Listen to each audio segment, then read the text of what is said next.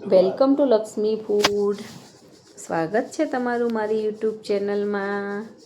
તો ચાલો, આજે આપણે બનાવવાના છીએ હોટડોગ.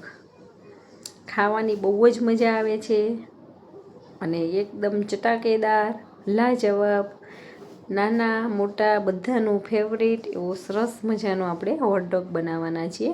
તો સરસ હોટડોગ બનાવવા માટે મારી વિડીયોમાં લાસ્ટ સુધી બન્યા રહેજો ને મારી આપેલી દરેક ટ્રીક અને ટિપ્સને ફોલો કરજો. તો તમારો પણ આ હોટડોગ સરસ બનીને તૈયાર થવાનો છે.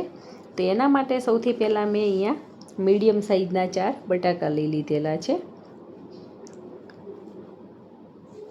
આનાથી 7 થી 8 જેવા હોટડોગ બને છે. એ બટાકાને ધોઈ અને કુકરની અંદર લઈ લીધેલા છે ને એમાં 1 થી 1.5 ગ્લાસ પાણી નાખી અને બટાકાને આપણે બાફવા માટે મૂકી દેવાના છે. બટાકાના ટુકડા કરીને નથી બાફવાના, આખા જ બટાકા આપણે બાફવા માટે મૂકી દેવાના છે, કેમ કે ટુકડા કરીએ તો એની અંદર પાણી ભરાઈ જાય છે ને આપણા બટાકા ઢીલા પડી જતા હોય છે. 4 વિસલ કર્યા પછી આપણા બટાકા સરસ બફાઈ ગયા છે. એને એક કાણાવાળા બાઉલની અંદર આપણે કાઢી લઈશું અને ઠંડા થઈ જાય પછી એની છાલ ઉતારી અને આપણે લઈ લેવાના છે. હવે હોટડોગ બનાવવા માટે એનો મસાલો તૈયાર કરવા માટે આપણે બધા જ ઇન્ગ્રીડિયન્ટ્સ તૈયાર કરી લીધેલા છે.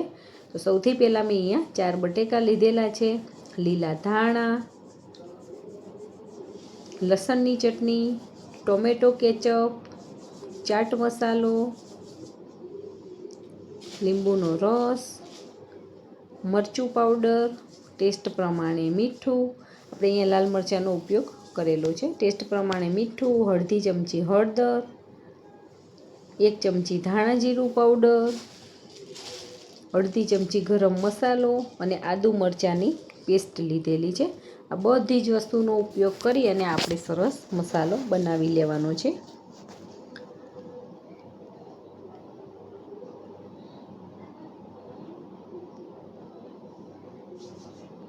હવે બટાકાને આપણે આવી રીતે ચમચા વડે મેશ કરીને લઈ લેવાના છે. હવે મસાલો બનાવવા માટે અહીંયા જાડા તળિયાવાળા વાસણની અંદર મેં થોડુંક તેલ લીધેલું છે. તેલ સરસ ગરમ થઈ જાય પછી એની અંદર આપણે થોડુંક બટર ઉમેરવાનું છે. તેલ અને બટર બંને મિક્સ કરી અને હું એનો મસાલો બનાવવાની છું. એકલા તેલમાં પણ તમે બનાવી શકો છો અને એકલા બટરમાં પણ બનાવી શકો છો. અને બટર અવેલેબલ ના હોય તો થોડુંક ઘી પણ આમાં નાખી શકો છો. આનાથી થોડોક ડિફરન્ટ ટેસ્ટ આવે એટલે હું બંને વસ્તુ મિક્સ કરી અને એનો ઉપયોગ કરું છું. તો બટર પણ સરસ ઓગળી જાય પછી આપણે એની અંદર વઘાર કરી લેવાનો છે. આનાથી ટેસ્ટ અને સુગંધ બંને બહુ જ સરસ આવે છે. બટર નાખ્યું છે એટલા માટે આવી રીતે ઉપર ફીણ જેવું થાય છે. હવે તેલને બટર સરસ ગરમ થઈ જાય પછી એની અંદર થોડુંક જીરું નાખી અને એને સાતડી લેવાનું છે. જીરું સરસ તતડી જાય પછી એની અંદર આપણે બીજા ઇન્ગ્રીડિયન્ટ્સ ઉમેરી લેવાના છે. હવે એની અંદર આપણે આદુ મરચાં અને લસણની જે પેસ્ટ લીધેલી છે એ એડ કરી દેવાની છે અને સતત ચલાવતા જઈ અને એને સાતડી લેવાની છે. અને સતરાતા બહુ વાર નથી લાગતી અને સતત ચલાવવાની છે જેથી કરીને નીચે તળિયે બેસી ના જાય. હવે સતરાય ત્યાં સુધી આપણે બીજા મસાલા એડ કરી લેવાના છે. 1 મોટી વાટકી લીધેલી છે એની અંદર હું બધા જનરલ મસાલા લીધેલા છે એડ કરી નાખું છું.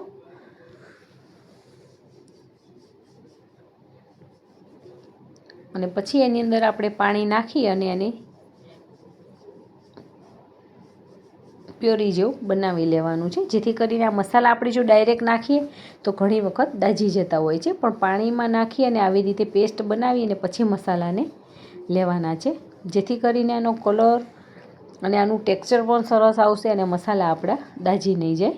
તો આપણે 4 થી 5 ચમચી જેવું પાણી લઈ લીધેલું છે અને આવી રીતે સરસ એમાં લમ્સ કે ગાંઠા ના રહે એવી રીતે આવી રીતે સતત ચલાવી અને મિક્સ કરી અને આપણે જે આદુ મરચાં લસણની પેસ્ટ સાતરી છે એની અંદર એડ કરી દેવાનું છે.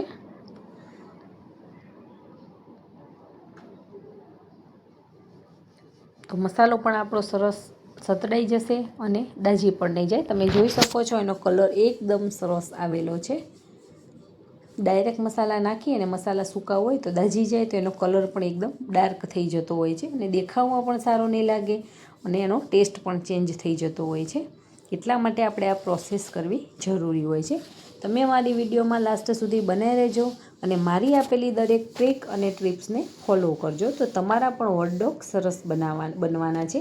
પહેલી વખત બનાવતા હશો તો પણ તમારા હોટડોગ સરસ બનીને તૈયાર થાય છે.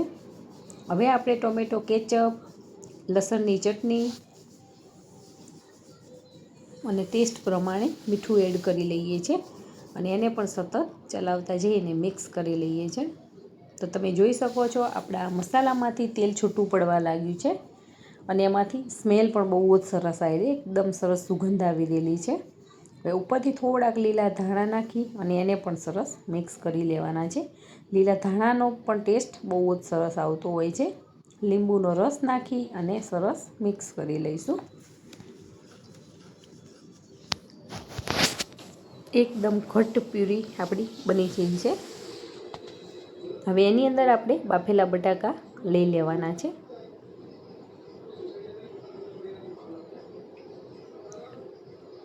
અને 2 ચમચા વડે મેં આવી રીતે પ્રેસ કરતા જઈ અને બટાકાના મસાલાને આવી રીતે મિક્સ કરી દીધેલો છે. જો થોડાક બટાકા એવા મોટા લાગતા હોય તો તમે મેશરની મદદથી પણ થોડાક મેશ કરી શકો છો અથવા તો ચમચા વડે આવી રીતે પ્રેસ કરતા જઈ અને તોડી લેવાના છે. એકદમ એક રસ થઈ જાય મસાલો એવી રીતે આપણે આને બનાવી લેવાનો છે. તો તમે જોઈ શકો છો બધું જ મેં સરસ આવી રીતે પ્રેસ કરતા જઈ અને મસાલો બનાવી લીધેલો છે. તો એકદમ ટેસ્ટી ચટાકેદાર મસાલો આપણો બનીને તૈયાર થઈ ગયેલો છે. થોડીક વાર એને રહેવા દેવાનો છે જેથી કરીને સરસ થઈ જાય.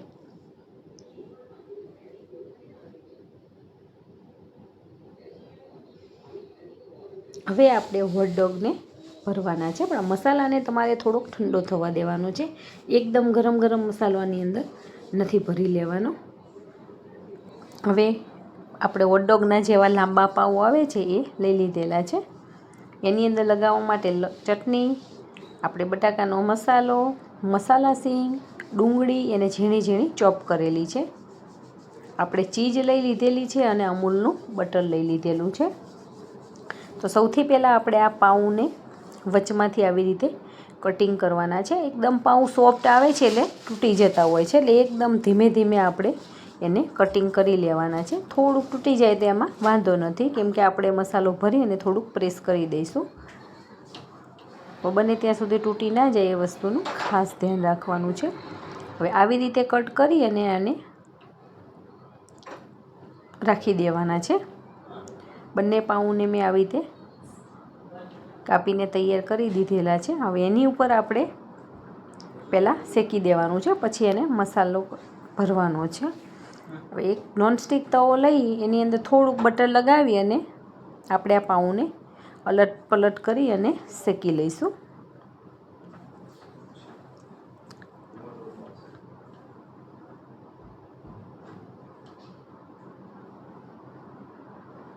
આવી રીતે બધી જ બાજુથી સરસ શેકી લેવાના છે જેથી કરીને આપણે આની અંદર મસાલો ભરશું પછી આને શેકતા નહીં ફાવે એટલા માટે પહેલાંથી જ આપણે થોડાક આને શેકી લેવાના છે.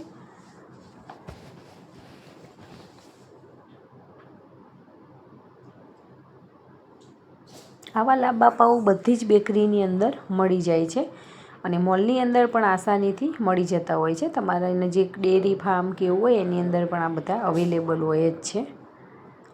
હવે ઇઝીલી મળી જતા હોય છે.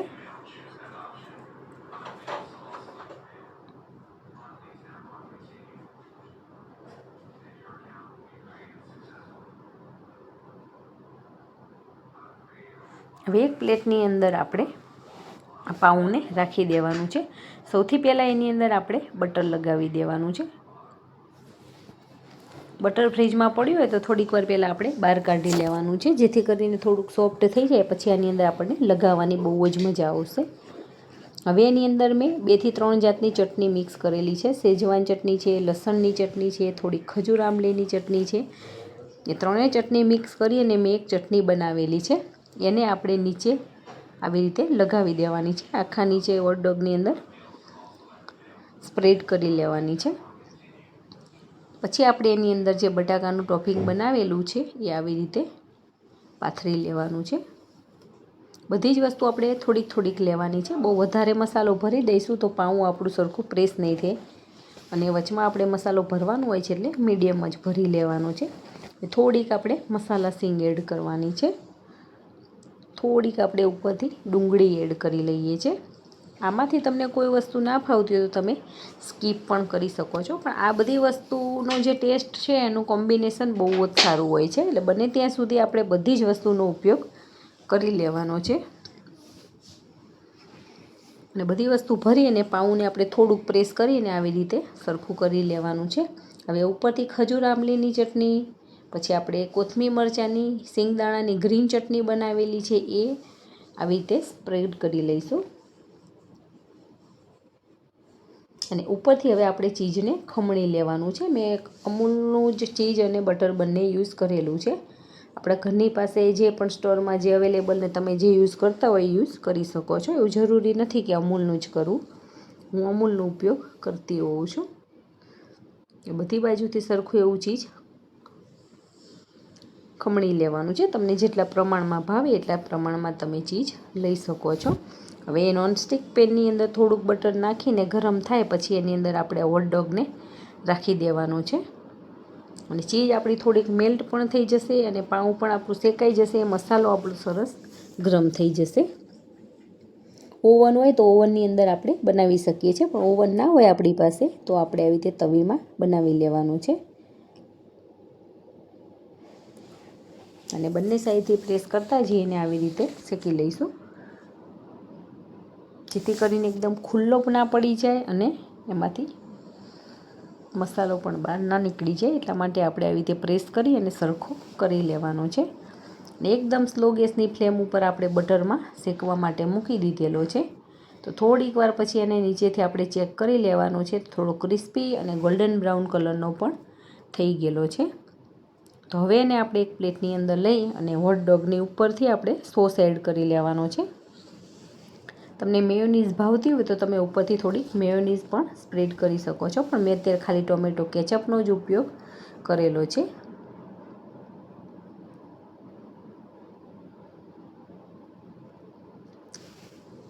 તો છે ને એકદમ સરસ, જોતાં જ ખાવાનું મન થઈ જાય એવો સરસ મજાનો હોટડોગ, એકદમ ચટાકેદાર લાજવાબ હોટડોગ બનીને તૈયાર થઈ ગયો છે. તો તમે પણ આવી રીતે હોટડોગ બનાવજો અને કમેન્ટ કરીને મને કહેજો કે તમારો હોટડોગ કેવો બને છે. અને ટેસ્ટમાં બેસ્ટ એવો હોટડોગ તમે પણ બનાવો ને એન્જોય કરો. Thank you.